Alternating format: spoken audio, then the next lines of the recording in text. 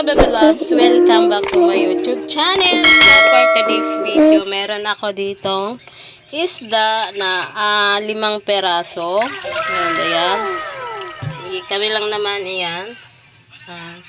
Lalagyan ko po siya ng malunggay and kalabasa. Ayan. So ayan guys, ang aming ulam for today's video. Ang tawag nito. Ayan. So, ayan, magluluto na tayo. Magpapakulo na tayo ng tubig. Okay, guys. Kung makikita nyo, ayan. Malinis na to, pero unahan natin. Ayan.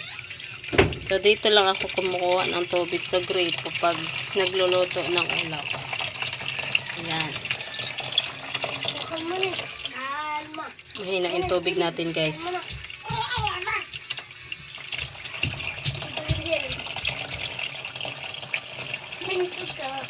Kamatis.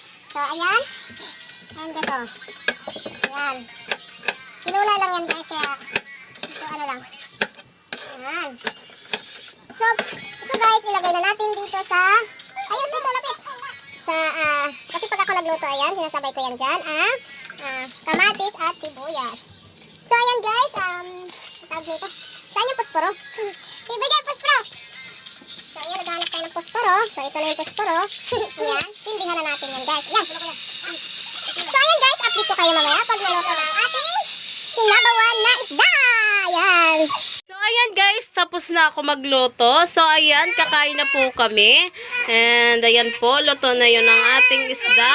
So, ayan guys, hanggang dito na lang magtatapos ang ating video. Sana nagustuhan nyo. Sa mga hindi pa po nakapag-subscribe sa aking YouTube channel, please subscribe my YouTube channel, Joby Velardo Vlog. Ayan, thank you so much sa panonood. Bye!